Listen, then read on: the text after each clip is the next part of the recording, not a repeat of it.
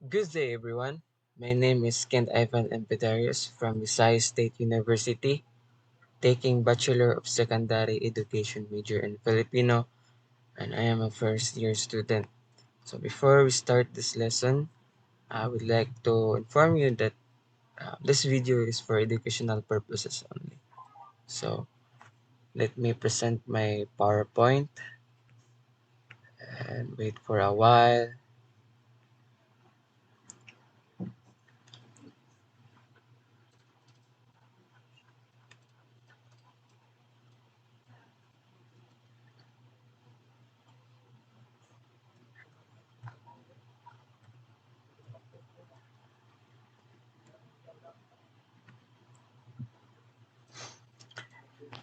For today's topic, we'll talk about nature, types, and relevance of history. Lesson summary. This lesson focuses on the understanding of the nature of history and its meaning and relevance. Added topic discusses in these lessons are different types of history that are based on the forms of practicing history and how history is written. For the learning outcomes, at the end of these lessons, you're expected to explain the meaning and relevance of studying history, determine the different types of history and their focus on study, respond to the challenge of historical revisionism through articulating the uses and importance of studying history, meaning and relevance of history. So, from what you see at the slides, meron tayong magkita dyan na nakalagay, what you think is important, what interests them. So, most people would say history is just an event in the past.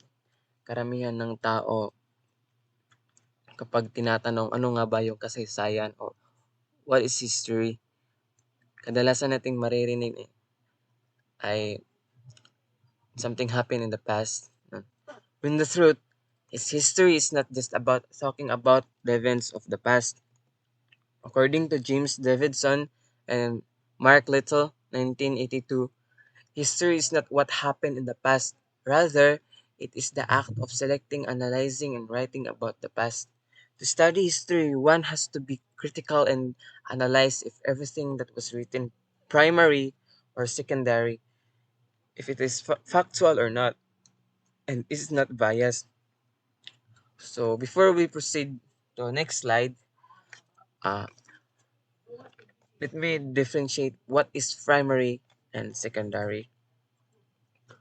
Primary source is first-hand testimony or direct evidence concerning a topic or under investigation, while secondary sources of information is one that was created later by someone who did not experience firsthand or participate in the events or conditions you're searching. So, for example of primary source, we have love letter, photograph, diary. Example of secondary sources are books, political economy analysis, something, and etc. So, the nature of history is vast, causing the historian to only speak of the portion of the total past. On the part of the historian, the selected happenings are not only narrated but are also analyzed. The result of this analysis is an interpretation. The interpretation becomes a creation based on the events that took place in the past. History, an act of creation or an act of recreation. So, what is act of creation? It is based on an individualistic perspective, kanya-kanyang pananaw o sariling pananaw. Act of recreation, recreate history means to give new life, meaning to the forgotten past. Another nature of history that we can consider is that studies that present in light of the past, historians always rely on the surviving records. That is the primary way that they get a view of the past and reflect on it. Reflections on the document is a way of learning by inquiry. What we know about the certain events in the past are just portions of the whole. If a specific event catches your interest, you will always have to refer the surviving records. Fact, types of history, factual history and speculative history. So, understanding the terms factual and speculative. So, what is factual? Factual means it is something that can be proven or has already been proven by means. And then, what is speculative? It is something that can be viewed from different theoretical perspective or lens. What is factual history? Factual history is to show proof validity and tries to analyze by answering the three WH questions like what and when and who. For what, this is identifies the specific events in the past.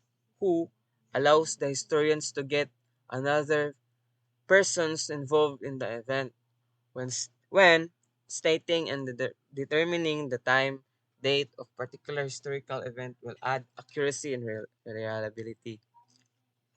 What is speculative history? Speculative history answers the question why and how. This is kind of inquiry that use counterfactual speculation of historical events to reflect our present society and societal construct of memory.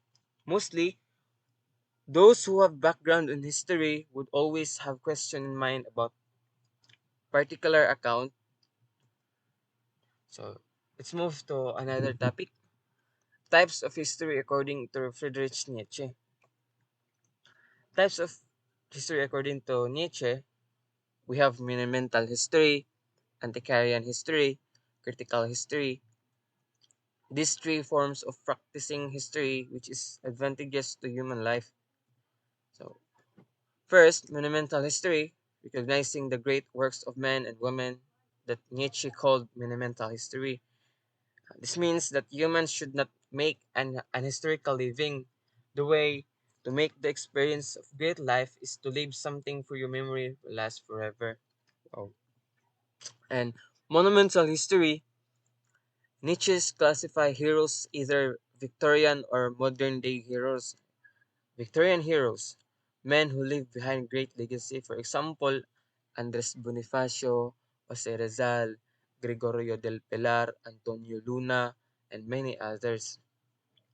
Modern day heroes does not necessarily engage in wars and battles. Instead, their contribution has made great significance to the country, like Manny Pacquiao, etc. So let's move to Antiquarian history.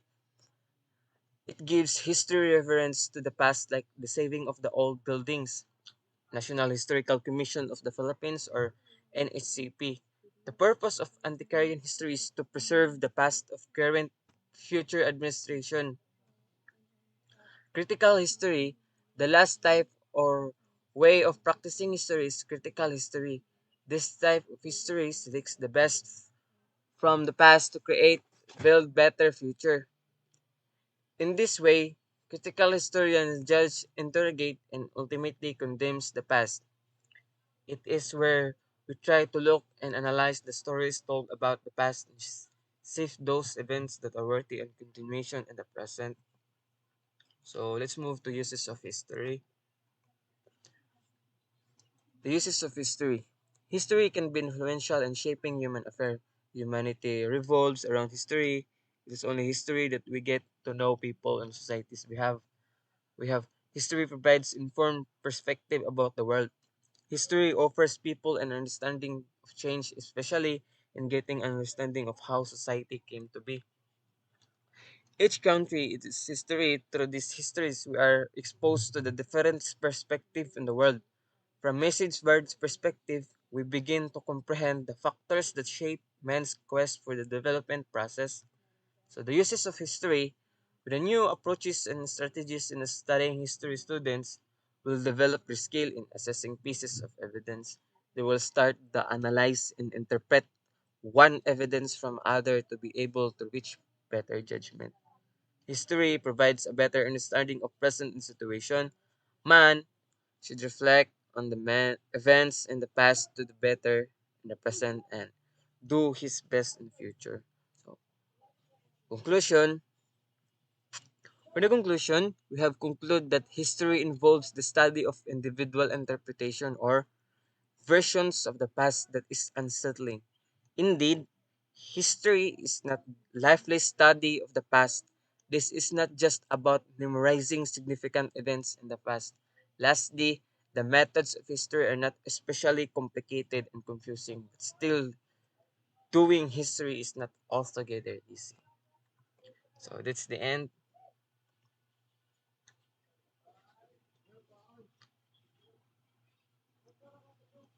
So that's the end of our video presentation. Learn I hope you learned something, and that's all. Thank you. Bye. God bless.